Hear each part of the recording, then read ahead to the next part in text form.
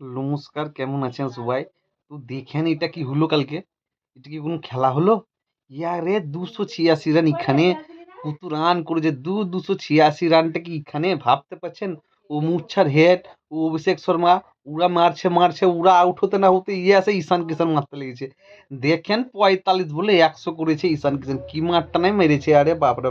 তারপর ও আছে Henry Klaasen, তারপর নীতিশ কুমার রেড্ডি। সালা মেরেই যায় ব্যাটসম্যান আর শেষ হয় না। যেই আসছে ওয়াই মারছে, যেই আসছে ওয়াই মারছে, এটা কি ধরনের খেলা আমি বুঝতে পারছি না, ভাবতে পারছেন? ইয়া বিরোধী দল করেছে 240-এর উপরে, তাও 40 রানের উপরে হারিয়েছে। ভাবেন একটা টি-টোয়েন্টি ম্যাচে একটা প্রতিপক্ষ দল 240-এর উপরে করার পরে 40 রানে হেরেছে। আরে 260 রান করি তো আমরা চ্যাম্পিয়ন ট্রফি ফাইনাল পেয়ে গেছিলাম। এরা শালা 286 করছে টি-টোয়েন্টি ম্যাচে, ভাবতে পারছেন? কি রাম কেলানটা খেলছে ভাই। বোলারদেরকে এখানে রেখেছেন, ইয়া তো বলারদেরকে এত টাকা টাকা দিয়ে কিনে কিনে বোলিং মেশিন নিলেন, যে বোলিং মেশিনে খেলাবেন, ইয়া সেট করে দিবে, ইয়া ইয়ার্কার বল, ই বাউন্সার বল, ইয়া স্লোয়ার বল, ইয়া স্পিনার, লেগ স্পিনার। ও বোলারদেরকে কোনো সম্মানই নাই খেলাতে। ও বোলারদেরকে রেখেই লাভ নাই, আপনারা ও কাজ করেন, ই খেলা খেলাচ্ছেন যখন ও বোলিং মেশিন রাখেন, ও বোলিং মেশিনটা সেট করে দিবেন কত লাগবে বল, বল ওয়াই করে দেবেন। এটা কোনো খেলা হল রে বাপ রে বাপ। আমি দেখেই যাচ্ছি মেরেই যাচ্ছে।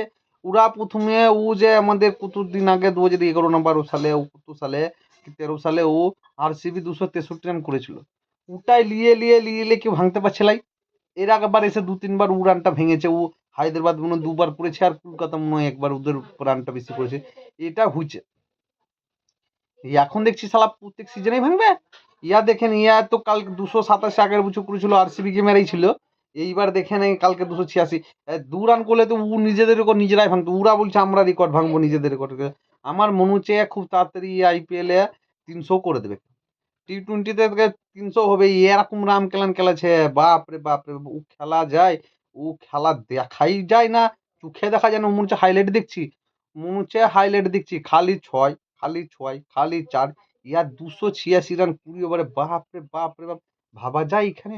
তারপরে যদি ও রাজস্থানে যদি প্রথমে দুটো তিনটে উইকেট না পড়ে হতো, ওরাও কিন্তু ভালো খেলাতো। ও সঞ্জু স্যামসং ও ধূপ জুড়েল, ওরা কিন্তু এটা ধরে খেলেছে, হেভি খেলান ছিল। সত্যি খেলাটা মজা এসে দেখেন। 240, 280 কত রান হচ্ছে ভাবেন। 400, ওদিকে 320 রান হয়ে গেছে, ওদিকে 500, 500 রানের উপরে হচ্ছে দুটো ইনিংস মিলে। ভাবতে পারছেন কি খেলাটা খেলেছে ওরা, কি মারটা মেরেছে ভাবেন। 40 ওভারে 500 রানের উপরে হয়ে গেছে দুটো ইনিংস মিলে। এত মার মেরেছে ওরা, এত মার মেরেছে, বাপ রে বাপ রে বাপ। ই খেলা দেখাই লস্ট, মাথা নষ্ট হয়েছে আমার খেলা দেখতে দেখতে। ও মনে হচ্ছে খালি চোখে লা দেখে গার্ড লাগবে, চশমা লাগবে, পাওয়ার গার্ড লাগবে এই খেলা দেখতে গিয়ে। এত খতরনাক খেলা, বাপ রে বাপ রে বাপ রে বাপ রে বাপ, মাথাই নষ্ট হয়ে গেছে খেলা থেকে। দেখেন এই খেলাটা তো হায়দ্রাবাদ জিতে গেছে মেরে মেরে। তারপরে খেলা ছিল কি বলে নস্টালজিয়া খেলা, ও রাইভেলিটি খেলা, চেন্নাইয়ের সাথে মুম্বাই, ওটা হচ্ছে খেলা। দেখেন ওটাও খেলা, দেখেন লো স্কোর থাকবে, টান টান খেলাবে, ওটাও খেলা হয়েছে ভালো। ও আর টেনে টুনে মুম্বাই প্রথম ব্যাট করে ও 155 রান করেছিল। ও খেলাটা শেষ ওভার অব্দি গেছে। ধুলি নামতে পেরেছে, সত্যি কি খুশি সবাই ধুলি যখন নেমছে ধোনি ফ্যানরা।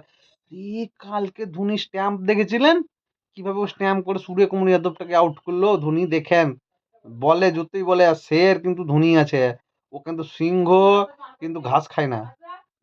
ধোনি দেখছেন কি স্পিডে, মানে বল ধরালে আয় ও বল একদম ডিরেক্ট উইকেটে মারছে, ধোয়া হাতে আস্তে আস্তে উইকেট।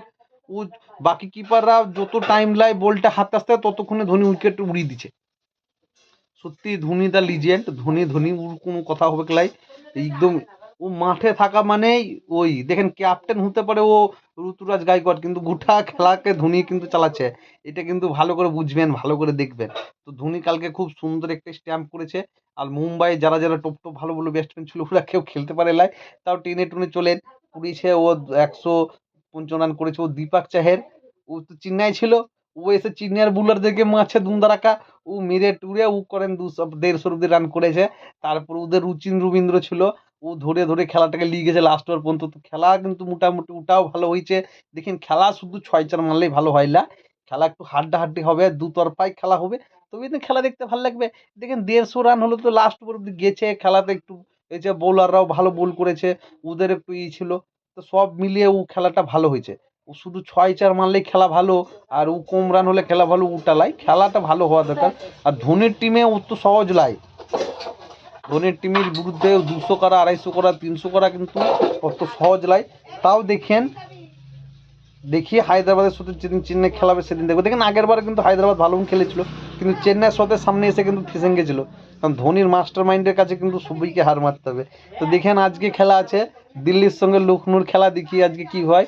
ও দেখেন ওদের কিন্তু দলের চেঞ্জ হয়ে গেছে, দেখেন লখনৌর যে ক্যাপ্টেন ছিল ও গেছে দিল্লিতে, আর দিল্লির যে ক্যাপ্টেন ছিল ও গেছে লখনৌতে। তো খেলা কিন্তু আজকের ভালো জমজমাট আছে, দেখতে থাকেন। ভালো লাগলে অবশ্যই লাইক করবেন, আর আপনার কোন দল ভালো লাগে সেটা আগে বলতে বলেছি, সেটাও বলবেন।